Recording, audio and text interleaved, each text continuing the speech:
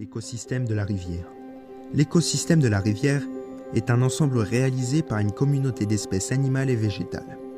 Donc alors, un habitat façonné par la rivière que l'on appelle aussi le biotope. L'écosystème est manœuvré à partir des transactions de matière entre les différents organismes vivants et avec le milieu physique de la rivière. Le soleil, lui, leur donne la lumière, la chaleur, ainsi que l'énergie nécessaire. Dans l'écosystème aquatique, les populations végétales et animales ont des rôles définis et ordonnés. Chacun a sa place et a son rôle à jouer dans une chaîne alimentaire.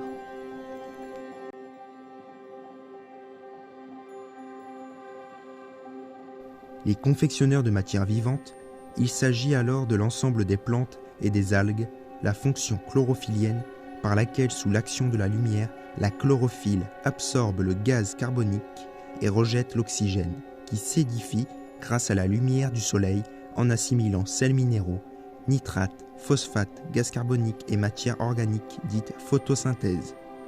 De jour, ils produisent de l'oxygène, mais la consomment la nuit. Ces plantes sont dévorées par les consommateurs ou alors meurent en produisant de la matière organique.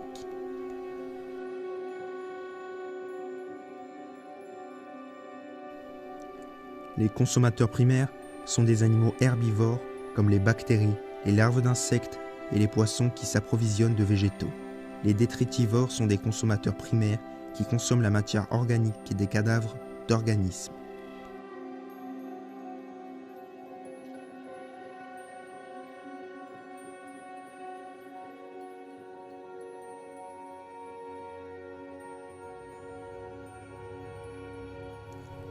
Ensuite, nous avons les consommateurs secondaires, appelés souvent les prédateurs. Ce sont les carnivores, plus fréquemment les poissons, comme le brochet, la perche, le saumon, la truite, qui eux mangeraient un poisson herbivore qui, lui, est le consommateur primaire.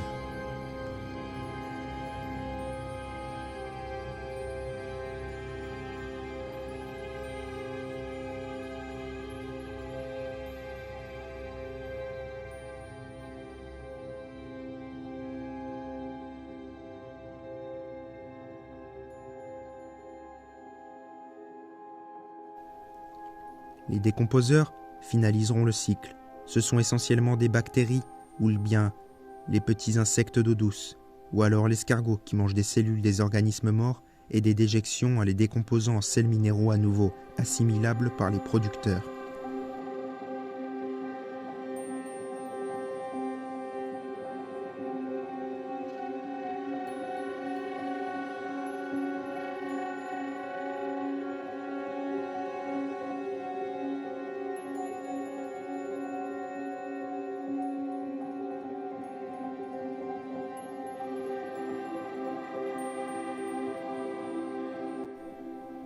Cette présentation est simplifiée, car tout cela s'intègre dans le très complexe cycle de la matière. Le trajet de la matière minérale et organique dans un écosystème en milieu aquatique qui donne lieu à des échanges gazeux avec l'atmosphère, comme le gaz carbonique, l'oxygène ou l'azote atmosphérique.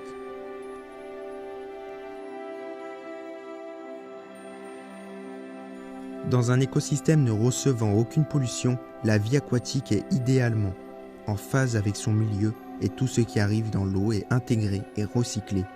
Il n'y a pas de matière organique en excès. L'eau est de bonne qualité. L'introduction de produits indésirables dans les eaux, les transformations réalisées par l'homme, des berges jusqu'à l'habitat aquatique, toute modification des écoulements ou du régime de la rivière ont un impact réducteur et destructeur sur la vie aquatique. Un apport excessif de matière organique, comme les eaux d'égout, déséquilibrent la chaîne alimentaire, car ils entraînent à la fois un développement élevé des producteurs et des décomposeurs et une réduction des consommateurs extrêmement sensibles à la pollution.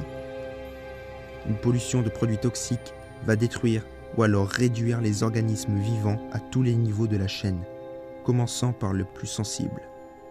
Un manque en oxygène anéantit les os et réduit la respiration des organismes vivants à tous les niveaux de la chaîne.